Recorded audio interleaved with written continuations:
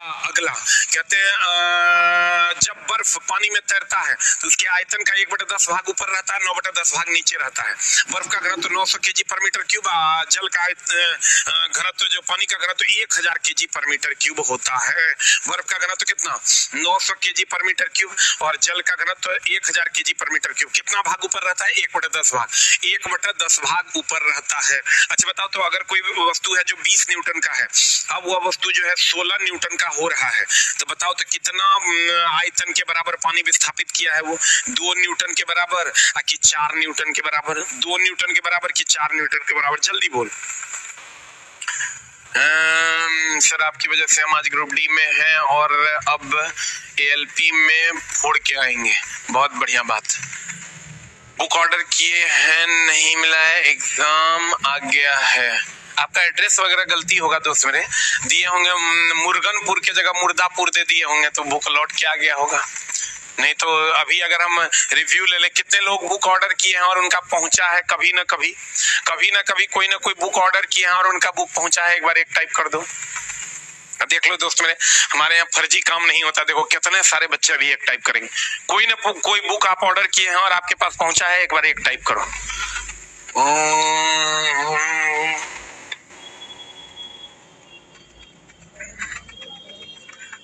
देख लो, कहते हैं 1/10 भाग ऊपर रहता है, 9/10 भाग नीचे होता है। और एक चीज हमेशा ध्यान रखिएगा, 20 न्यूटन का 16 न्यूटन का हो गया, 4 न्यूटन पानी विस्थापित करेगा। जितना पानी विस्थापित करेगा उतने हल्का प्रतीत होगा। बहता हुआ हिमखंड, ये हमेशा ध्यान रखना, अगर कोई हिमखंड है यानी बर्फ का टुकड़ा हो, नीचे से पिघलेगा, नीचे से पिघलेगा, नीचे से पिघलता है क्योंकि नीचे दाब अधिक होने के कारण बर्फ का गलनांक कम हो जाता है। एक चीज और ध्यान रखिएगा, बर्फ के 2 टुकड़ों को आपस में दबाने पर, बर्फ के दो टुकड़ों को आपस में दबाने पर बर्फ के दो टुकड़ों को आपस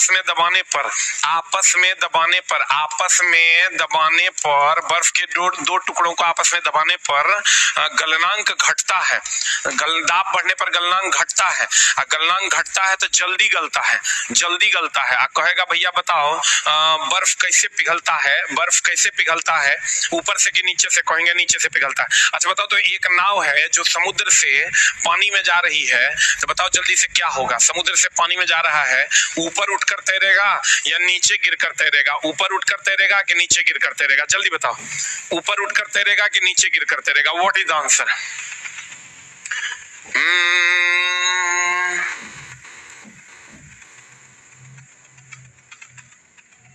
जल्दी बताओ, व्हाट इज द आंसर? कहते हैं अगर समुद्र से कोई नाव पानी में गया तो ऊपर उठकर तैरेगा कि नीचे जाकर तैरेगा?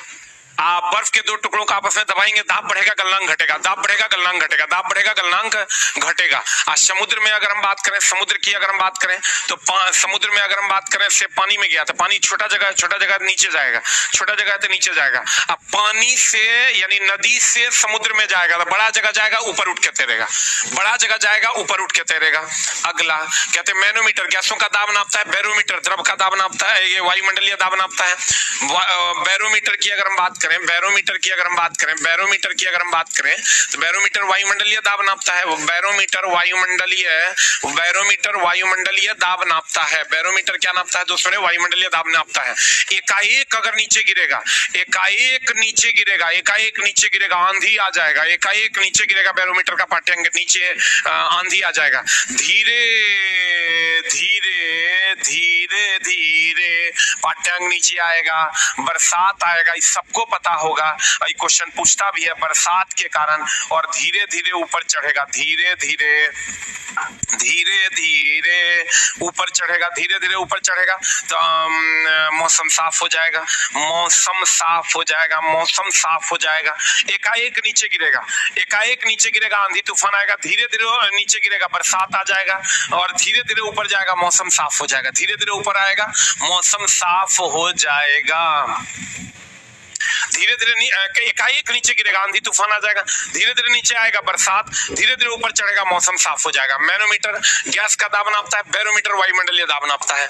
अगला कहते हैं जो तैरेगा जिसमें डूबेगा उसका घनत्व कम होगा, जिसमें तैरेगा जो डूबेगा उसका घनत्व अधिक। इतना नहीं सोचना तुम, एकाएक नीचे गिरेगा, एकाएक नीचे गिरेगा, आंधी तूफान आएगा, धीरे धीरे नीचे गिरेगा, बरसात आ जाएगा और धीरे धीरे ऊपर जाएगा, मौसम साफ हो जाएगा, धीरे धीरे ऊपर आएगा, मौसम साफ हो जाएगा। धीरे धीरे एकाएक नीचे गिरेगा, आंधी तूफान आ जाएगा, धीरे धीरे नीचे आएगा, बरसात, धीरे धीरे ऊपर चढ़ेगा, मौसम साफ हो जाएगा। मैनोमीटर गैस का दाब नापता है, बैरोमीटर वायुमंडलीय दाब नापता है। अगला कहते हैं जो तैरेगा जिसमें डूबेगा उसका घनत्व कम होगा, जिसमें तैरेगा जो डूबेगा उसका घनत्व अधिक। इतना नहीं सोचना तुम, एक लाइन में ये सोचना कि अगर जो तैरेगा यानी बर्फ तैरता है ना, तो बर्फ तैरता है तो इसका घनत्व कम होगा, इसका घनत्व कम, इसका घनत्व ऐसे भी कम होता है, 900 kg पर मीटर क्यूब होता है, 900 kg पर मीटर क्यूब होता है। जो तैरेगा उसका घनत्व कम और जो डूबेगा उसका घनत्व ज्यादा। अब देखो मक्खन तैर रहा है तो मक्खन का घनत्व कम होगा, आदमी तैर रहा है आदमी का घनत्व कम होगा, जो तैरेगा उसका घनत्व कम होगा, जो तैरेगा उसका घनत्व कम होगा। अगर अंडा तैर रहा है अंडे का घनत्व कम होगा, क्या बोलते हैं, बर्फ तैर रहा है बर्फ का घनत्व क्या होगा, कम होगा। अगर पारे में लोहे की गेंद तैर रही है तो वहां लोहे का घनत्व कम होगा। अब पानी में डूब जा रही है तो डूब जाने पर घनत्व अधिक होगा। तो एक लाइन में समझ लो, तैरेगा तो घनत्व कम होगा और डूबेगा तो घनत्व अधिक होगा, डूबेगा तो घनत्व अधिक होगा, तैरेगा तो घनत्व कम होगा और डूबेगा तो घनत्व अधिक होगा, तैरेगा तो घनत्व कम होगा और डूबेगा तो घनत्व अधिक होगा, तैरेगा तो घनत्व कम होगा, तैरेगा तो घनत्व कम होगा, डूबेगा तो घनत्व अधिक होगा। कंटेंट के बाप है सर आप, ऐसे नहीं बोलो दोस्त। अब वही देखना जो नया नया पढ़ना मेरे पास शुरू किया होगा ना 15-20 दिन से, वो एग्जाम में जाएगा और कुछ याद ही नहीं रहेगा, कहेगा ओ एसके जाजे पढ़ाया हो तो कुछ पूछवे नहीं किया। हम क्या पढ़ा रहे, ओल पढ़ा रहे हैं अभी, बकरी। दोस्त मेरे समझ लो, तू किसी का नहीं सुनना, इतने बनेगा ना तू उतने बना के आना, उतने स्तर पीटी हो जाएगा, ठीक ना। हम जे कह रहे उतने करके आना दोस्त मेरे, तभी तो हर काम होगा। अगला कहते कुछ महत्वपूर्ण तथ्य हैं। पानी की अपेक्षा तैरते हुए मनुष्य का घनत्व कम होगा। जो तैरेगा, ये सब महत्वपूर्ण तथ्य नहीं याद रखना है, सीधा तैरेगा घनत्व कम, डूबेगा घनत्व अधिक। देख लो तो तैरता हुआ मनुष्य का घनत्व कम होगा।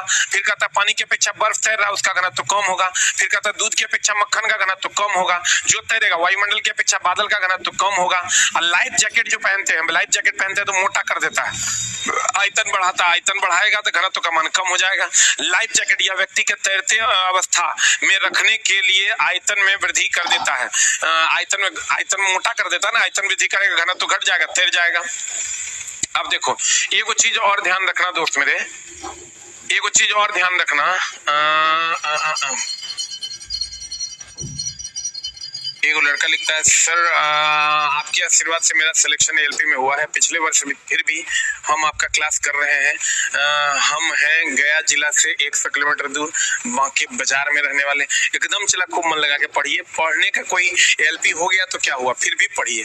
दूसरे कहते हैं अगला लोहे का आगे की तैयारी कीजिए दोस्त मेरे। लोहे का एक गोला पारा में तैरता है, तो पारा में तैर रहा है तो वहाँ लोहे का घनत्व कम होगा। पानी में डूब जाएगा तो वहाँ पानी में लोहे का घनत्व जो है वो ज्यादा हो जाएगा। जहां तैरेगा घनत्व कम। अपेक्षिक घनत्व ध्यान रखना, पदार्थ बटे पानी होता है, पदार्थ बटे पानी होता है, पदार्थ बटे पानी होता है, पदार्थ बटे पानी अपेक्षिक घनत्व, पदार्थ बटे पानी अपेक्षिक घनत्व होता है, पदार्थ तब पानी और भी बट्टे में। अपेक्षिक घनत्व सापेक्षिक घनत्व मात्रहीन और विमाहीन राशि है, क्योंकि ये दो घनत्वों का अनुपात है। बैरोमीटर अभी तुरंत बताए थे, पाठ्यांक एकाएक नीचे गिरेगा, आंधी तूफान आ जाएगा, धीरे धीरे नीचे गिरेगा, वर्षा हो जाएगा, ऊपर चढ़ेगा, दिन साफ हो जाएगा। पाठ्यांक अचानक ऊपर चढ़ेगा, दैनिक तापमान में वृद्धि होने की संभावना। देखो एकाएक नीचे गिरेगा आंधी तूफान, धीरे धीरे नीचे गिरेगा वर्षा, धीरे धीरे ऊपर चढ़ेगा मौसम साफ, एकाएक ऊपर चढ़ जाएगा गर्मी लगने लगेगा, एकाएक ऊपर चढ़ेगा गर्मी लगेगा। पनडुब्बी नहीं, जितना तैरने डूबने वाला है सब आर्किमिडीज का सिद्धांत, खाली दुगो को छोड़ के, एगो वैसलीन लगी सुई का डूब जाना और बहुत पतली सुई का तैरना। ये दोस्त मेरे पृष्ठनाव का उदाहरण है, पृष्ठनाव का उदाहरण है। देख लो कहते पनडुब्बी जल में डूबकर तैर सकने वाला जलयान है जो आर्किमिडीज के सिद्धांत पर आधारित है। अब देख लो पृष्ठनाव बराबर होता है बल बटा लंबाई, पृष्ठनाव बराबर बल बटा लंबाई, बल बोले तो न्यूटन, लंबाई बोले तो मीटर, और न्यूटन का हो गया केजी मीटर पर सेकंड स्क्वायर बटा मीटर, मीटर कट जाएगा केजी सेकंड पावर -2। इसका बीमा भी पूछता है। पृष्ठनाव कहते हैं पृष्ठनाव किसी द्रव का वह गुण है जिसके कारण वो अपने क्षेत्रफल को कम करने की चेष्टा करता है। पृष्ठनाव किसी द्रव का वह गुण है जिसके कारण वो अपने क्षेत्रफल को कम करने की चेष्टा करता है। और दोस्त मेरे ये बात जान लीजिए कि अगर क्षेत्रफल को कम करने की वो चेष्टा करेगा तो इसीलिए पानी की बूंद गोल होती है, सेविंग ब्रश के के बाल आपस में चिपके हुए होते हैं। पृष्ठनाव के कारण ही गर्म खाना स्वादिष्ट लगता है। पृष्ठनाव के कारण ही गर्म खाना क्या लगता है? स्वादिष्ट लगता है। शेविंग ब्रश के बाल आपस में चिपक जाते हैं, ये सब पृष्ठनाव के कारण ही होता है। कहते हैं वर्षा की बूंद पृष्ठनाव के उदाहरण। वर्षा की बूंद, पारे के कण आदि गोलाकार होते हैं क्योंकि द्रव स्वतंत्र पृष्ठ कम से कम क्षेत्रफल घेरने का प्रयास करता है। पृष्ठनाव के कारण ही पानी से बाहर निकालने पर शेविंग ब्रश के बाल आपस में चिपक जाते हैं। पतली सुई, देखो सब कहेगा जितना तैरने डूबने वाला है सब आर्किमिडीज का सिद्धांत है। जितना तैरने डूबने वाला है सब आर्किमिडीज का सिद्धांत है। जितना तैरने डूबने वाला है सब आर्किमिडीज का सिद्धांत है। लेकिन दूगो को छोड़ के, एगो वैसलीन लगी सुई का डूब जाना, एगो बहुत पतली सुई का तैरना। एगो वैसलीन लगी सुई,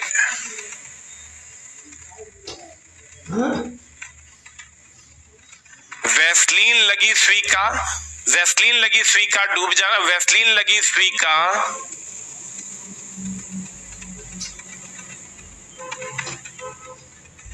वैसलीन लगी सुई का, दोस्त मेरे, वैसलीन लगी सुई का क्या होना? वैसलीन लगी सुई का डूब जाना और बहुत पतली सुई का तैरना। वैसलीन लगी सुई का डूब जाना और बहुत पतली सुई का तैरना, ये पृष्ठनाव का उदाहरण है। बाकी आदमी तैर रहा है, मक्खन तैर रहा है, बर्फ तैर रहा है, पारा में लोहा का गेंद तैर रहा है, पानी में लोहा का गेंद डूब रहा है, सब आर्किमिडीज के सिद्धांत का उदाहरण। लाइफ जैकेट का पहनना, ये सब आर्किमिडीज के सिद्धांत का उदाहरण है। पतली सुई पृष्ठनाव के कारण ही पानी में तैराई जाती है। अस्थिर जल की सतह पर मच्छरों का लार्वा तैरता है। जैसे ही केरोसिन का तेल दोगे उसका पृष्ठनाव कम होता है, खट से लार्वा जो है पानी में डूब जाएगा। गर्म खाना या सूप स्वादिष्ट लगता है पृष्ठनाव के कारण। पानी का बुलबुला बड़ा, साबुन का बुलबुला बड़ा बनता है पृष्ठनाव के कारण। पृष्ठनाव हमेशा ध्यान रखना, पृष्ठतनाव, पृष्ठतनाव, पृष्ठतनाव सबसे ज्यादा होता है मधु का, सबसे ज्यादा होता है मधु का, उससे कम होता है पानी का, और सबसे कम होता है दोस्त मेरे केरोसिन का। जो द्रव जितना ज्यादा फैलेगा, जो द्रव जितना ज्यादा फैलेगा उसका पृष्ठनाव उतना कम होता है। और तापमान बढ़ाओगे तो पृष्ठनाव का मान घटता है। तापमान बढ़ाओगे तो पृष्ठनाव का मान क्या होता है दोस्त मेरे? घटता है।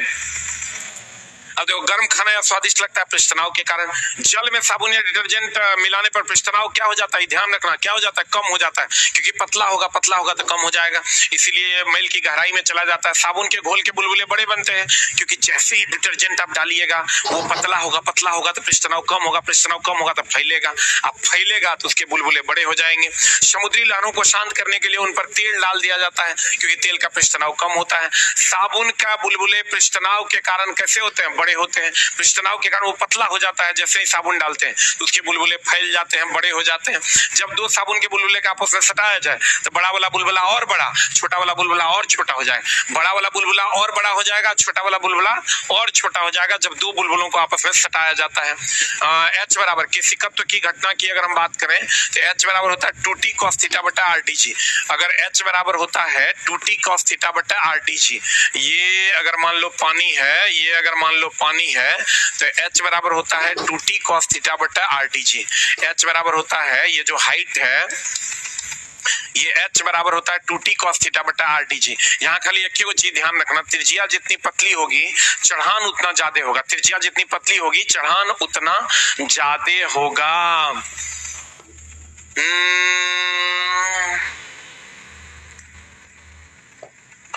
कहते हैं त्रिज्या जितना कम होगा चढ़ान उतना ज्यादा होगा। H बराबर होता है 2t cos थीटा बटा RTG। H बराबर 2t cos थीटा बटा RTG। एगो चीज ध्यान रखना, बताओ तो पारा का नवचंद्रक कैसा होता है या पानी का नवचंद्रक कैसा होता है?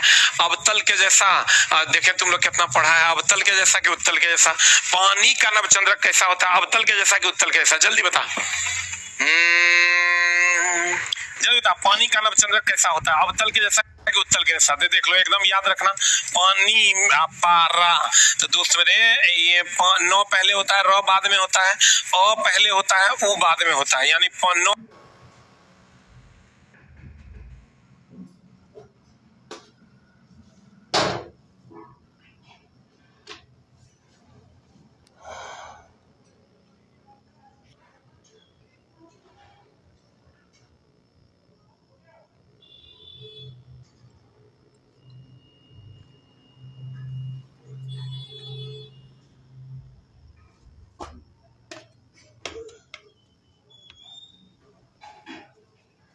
पहले होता है ना, अ में, और र बाद में होता है, अ पहले होता है, उ बाद में होता है। ये हो जाएगा अवतल लेंस के जैसा, ये हो जाएगा दोस्त मेरे उत्तल लेंस के जैसा। ये अवतल लेंस के जैसा, ये उत्तल लेंस के जैसा। जल्दी बता, पानी नौ पहले होता है, अ हो जाएगा। पानी का नवचंद्रक किसको कहते हैं? ये ऊपरी सतह जो धसा हुआ होता है इसी को नवचंद्रक कहते हैं। ऊपरी सतह जो दोस्त मेरे धसा हुआ होता है इसी को हम लोग नवचंद्रक कहते हैं। और जिसकी त्रिज्या कम उसका चढ़ान ज्यादा। केशिकत्व क्या है? किसी भी केश नली में द्रव का ऊपर चढ़ना है नीचे उतरना केशिकत्व कहलाता है। इसका एग्जाम्पल है लालटेन की बत्ती से तेल का चढ़ना, लालटेन की बत्ती से तेल का चढ़ना, या जाइलम या प्लोएम के द्वारा खनिज लवण का संचरण, या किसान अपने खेत की जुताई कर देता है, केश नलियों को तोड़ देता है, या ब्लॉटिंग पेपर या थीन पेपर के ऊपर स्याही रखने से फैल जाना, ये सब केशिकत्व का उदाहरण है।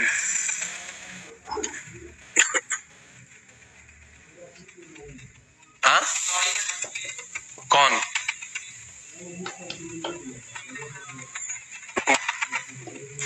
कहते सामान्यतः जो द्रव कांच को भिगोता है वह केश नली में ऊपर चढ़ता है। जैसे फॉर एग्जांपल अगर आप पारा की बात करो, पारा नीचे उतरता है क्योंकि पारा कांच पर नहीं चिपकता है, और वो क्या बोलते हैं उसको, पानी चिपक जाता है तो ऊपर चढ़ता है, केरोसिन चिपक जाता है ऊपर चढ़ता है। कहते हैं सामान्यतः जो द्रव कांच को भिगोता है वह केश नली में ऊपर चढ़ता है, और जो द्रव कांच को नहीं भिगोता वो नीचे उतरता है। केश नली में द्रव के चढ़ने या उतरने का कारण पृष्ठ तनाव है।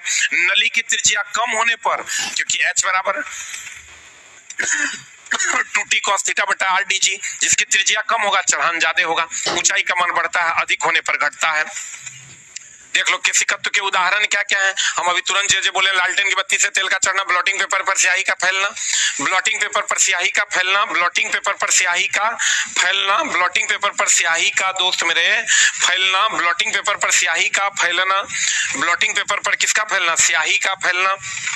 एकदम चला ध्यान से देखो, ब्लॉटिंग पेपर पर स्याही का फैलना, पेड़ पौधे की शाखाओं में खनिज लवण का संचरण, वर्षा के पश्चात किसान खेतों की जुताई कर देता है जिससे मिट्टी में बनी केश नलियां टूट जाती है और पानी नीचे से ऊपर नहीं आ पाता है, और जिससे नमी अधिक समय तक बरकरार रहता है। अभी तुरंत बताया जाए, पानी नौ पहले होता है तो अवतल लेंस, और पारा र बाद में होता है तो उत्तल लेंस। पानी का नवचंद्रक अवतल लेंस के जैसा, पानी का अवतल लेंस के जैसा, पारा का उत्तल लेंस के जैसा।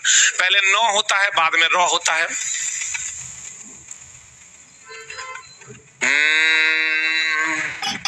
अब देखो एक चीज और ध्यान रखना है, एक स्वसंजक बल एक असंजक बल। समान अणुओं के बीच अगर लगेगा तो उसको हम लोग कहते हैं स्वसंजक बल। समान अणुओं के बीच अगर लगेगा, समान अणुओं के बीच लगेगा, समान अणुओं के बीच लगेगा इसको कहते हैं स्वसंजक बल, और असमान अणुओं के बीच लगेगा इसको कहते हैं असंजक बल।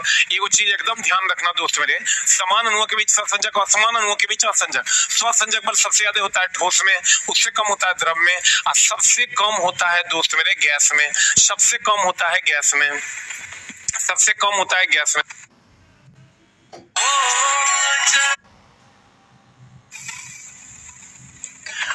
असंजक की बात करें, ब्लैक बोर्ड पर लिखना चौक से, या व्हाइट बोर्ड पर मार्कर से लिखना, व्हाइट बोर्ड पर मार्कर से लिखना, ये सब असंजक बल का उदाहरण है। क्योंकि ब्लैक बोर्ड अलग है, असमान अणु यानी ब्लैक बोर्ड अलग हुआ, चौक अलग हुआ, व्हाइट बोर्ड अलग हुआ, मार्कर अलग हुआ, तो ये सब क्या है? असमान अणु। असमान अणु है तो असंजक बल का उदाहरण है, असमान अणु है तो असंजक बल का उदाहरण है। स्वसंजक बल समान अणुओं के बीच। एक चीज और ध्यान रखना कि अगर ये कांच है और ये दोस्त मेरे पारा है तो ये एकरा पे नहीं चिपकता है। क्यों नहीं चिपकता? क्योंकि इसका स्वसंजक बल जो होता है वो मजबूत होता है। असंजक जो होगा नहीं चिपकता है तो असंजक जो होगा वो कमजोर होगा, असंजक कमजोर होगा। अब पानी जो है दोस्त मेरे चिपक जाता है, पानी चिपक जाता है तो इसका स्वसंजक जो होगा वो कमजोर होगा, और इसका जो असंजक होगा वो मजबूत होगा। असंजक जो होगा वो मजबूत होगा। देख लो बढ़िया से, अगर ये आपस में चिपक जाता है तो स्वसंजक इसका नहीं चिपकता है इस पर, इसका मतलब इसका अपने अणुओं के बीच स्वसंजक मजबूत है, असंजक कमजोर है। ये एकरा पे चिपक जा रहा है, इसका मतलब इसका स्वसंजक कमजोर है, स्वसंजक कमजोर है। ये चिपक जा रहा है तो असंजक मजबूत है। जे चिपक जाएगा तो असंजक मजबूत, और नहीं चिपकेगा तो असंजक कमजोर।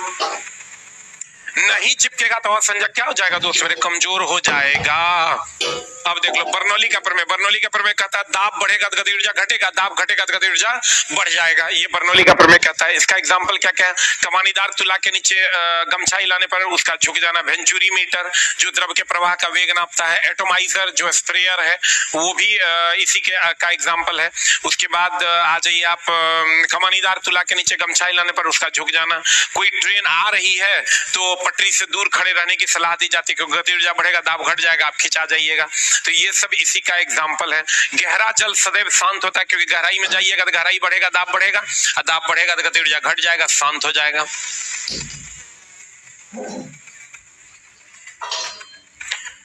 कहते बर्नौली का उदाहरण, तेज आंधी आने पर टीन की छत का उड़ जाना। एगो चीज ध्यान रखिएगा, बर्नौली का प्रमेय जो है ना ऊर्जा संरक्षण पर आधारित है। पूछता है क्वेश्चन, बर्नौली का प्रमेय ऊर्जा संरक्षण के सिद्धांत पर आधारित है।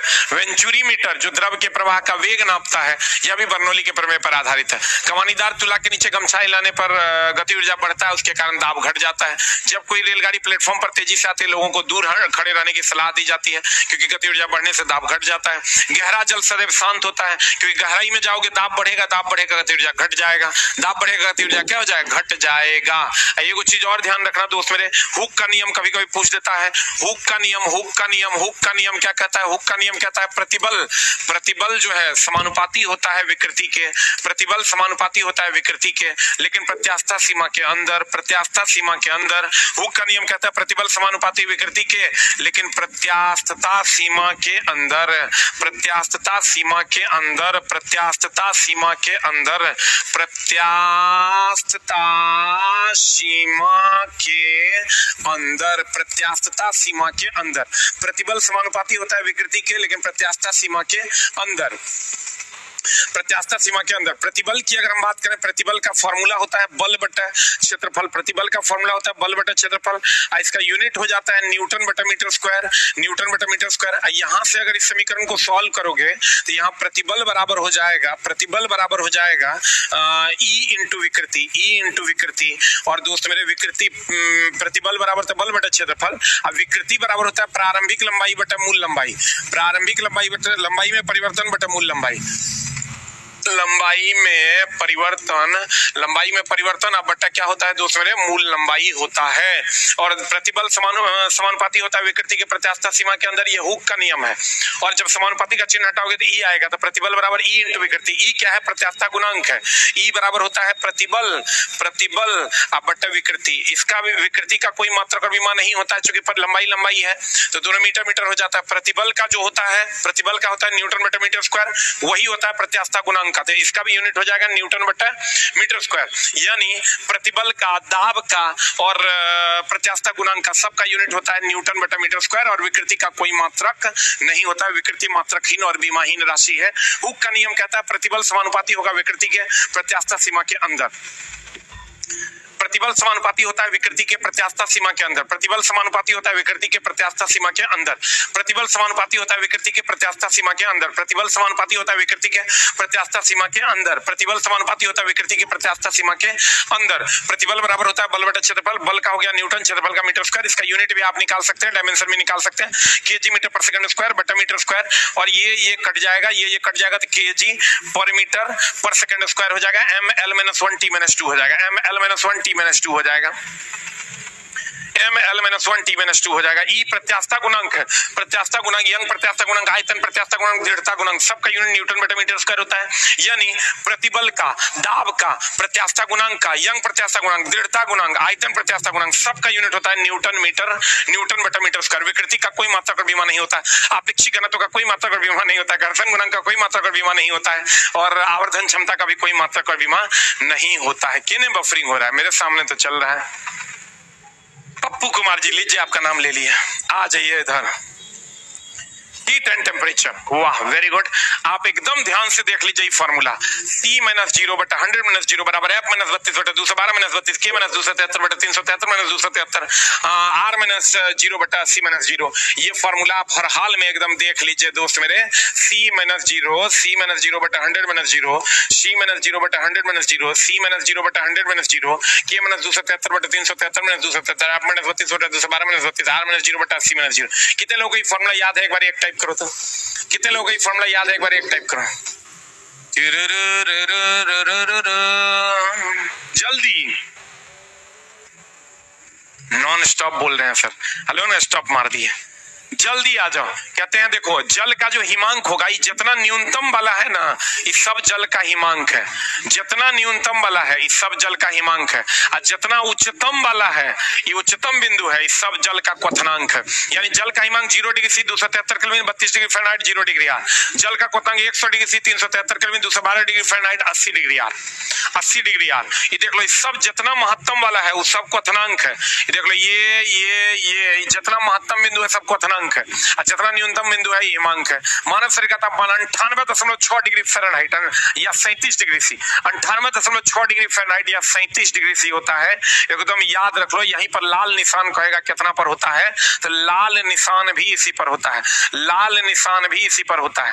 लाल निशान भी इसी पर होता है। अगला 0 केल्विन या माइनस 273 डिग्री सी को परम शून्य ताप कहते हैं। एकदम पूछता है 0.16 डिग्री सी को जल का त्रिक बिंदु कहते हैं। आगे होगा 0.16 डिग्री सी या 0 डिग्री सी को जल का त्रिक बिंदु कहते हैं, और 0 डिग्री केल्विन या माइनस 273 डिग्री सी को परम शून्य ताप कहते हैं। यहाँ देखो, ये त्रिक बिंदु 0 डिग्री सी है, और ये 0 केल्विन है या माइनस 273 डिग्री सी को परम शून्य ताप कहते हैं। ये संसार का सबसे न्यूनतम, माइनस 273 समझ रहे हो दोस्त, माइनस 1 डिग्री सी रहेगा तो पानी बर्फ हो जाएगा। माइनस 273, और कहते हैं 0 केल्विन या माइनस 273 डिग्री सी पर गैस का आयतन शून्य हो जाएगा, अर्थात इस तापमान पर गैस ठोस का रूप ले लेगा। अधिकतर क्वेश्चन पूछता है 0 डिग्री सी जल का त्रिक बिंदु है, 0 डिग्री सी जल का त्रिक बिंदु है, 0 डिग्री सी जल का त्रिक बिंदु है, और 0 केल्विन या माइनस 273 डिग्री सी, 0 केल्विन या माइनस 273 डिग्री सी को परम शून्य ताप कहते हैं। इससे नीचे कोई ताप नहीं है। ये संसार का सबसे न्यूनतम ताप है। इस पर गैसों की आणविक गतिज ऊर्जा शून्य हो जाती है। 0 केल्विन या माइनस 273 डिग्री सी को परम शून्य ताप कहते हैं। इस पर चालक अति चालक हो जाता है, अर्धचालक कुचालक हो जाता है। इस तापमान पर चालक अति चालक हो जाता है और अर्धचालक कुचालक हो जाता है। अगला 0.16 डिग्री सी या 273.16 केल्विन को जल का त्रिक बिंदु कहते हैं। कभी कभी यहाँ 0.16 डिग्री सी नहीं देके 0 डिग्री सी दे देता है, वो भी सही है। जिस पर जल की तीनों अवस्था ठोस, द्रव, गैस अपनी अवस्था का परिवर्तन नहीं करता है। आपके आशीर्वाद से मेरा भाई टीचर में है, जिनका नाम अभिजीत है, बहुत बढ़िया। कहते हैं लोहे की कुर्सी में ज्यादा ठंड क्यों लगती है? इसलिए लगती है क्योंकि लोहे की चालकता ज्यादा है। लोहे का कुर्सी ज्यादा ठंडा या ज्यादा गर्म लकड़ी की तुलना में क्यों होता है? क्योंकि लोहे की चालकता ज्यादा है। स्टील के कप की तुलना में मिट्टी के बर्तन में चाय पीते हैं तो कम गर्म लगता है, क्योंकि भैया मिट्टी की चालकता कम है, स्टील की चालकता ज्यादा है। सूर्य से ऊष्मा पृथ्वी तक पहुंचती है विकिरण विधि द्वारा। कौन विधि द्वारा दोस्त मेरे? विकिरण विधि द्वारा। पानी तथा पृथ्वी पर आवर्तित ताप द्वारा वायुमंडल क्या होता है? गर्म होता है। भट्टी की ऊष्मा मनुष्य तक पहुंचती है विकिरण द्वारा। अब देख लो, चालन कहते हैं पदार्थ के अणुओं के बिना गति के, अर्थात ठोस में सबसे धीमी विधि, सबसे धीमा विधि है चालन। संवहन पदार्थ के अणुओं के गति के द्वारा, जैसे पानी में नीचे पानी गर्म करोगे ऊपर आ जाएगा, तो ऊपर आ जाता है, पदार्थ के अणुओं में गति होता है। ये द्रव और गैस में होता है संवहन द्वारा। और दोस्त मेरे विकिरण बिना माध्यम के या माध्यम रहने पर माध्यम को बिना गर्म किए होता है, तो ये सूर्य की ऊष्मा अब भट्टी की ऊष्मा हो जाएगी, तो दोस्त मेरे ये विकिरण हो जाएगा। अब जल्दी से हमको ये बता दो, केतली गर्म होता है। एक ऑप्शन है तुम्हारे पास चालन, दूसरा ऑप्शन है संवहन। जल्दी बता, केतली गर्म होता है चालन विधि द्वारा या संवहन विधि द्वारा? जल्दी बता, केतली गर्म होता है चालन विधि द्वारा या संवहन विधि द्वारा? जल्दी बता। अगर इसका पीडीएफ ऑलरेडी डाल दिया गया है, सामने ऊपर में लिंक भी लगा दिया गया है। जल्दी बता। कहते हैं केतली गर्म होता है चालन द्वारा या संवहन द्वारा? केतली गर्म होता है चालन द्वारा या संवहन द्वारा? केतली गर्म होता है चालन द्वारा या संवहन द्वारा? जल्दी बता। केतली गर्म होता है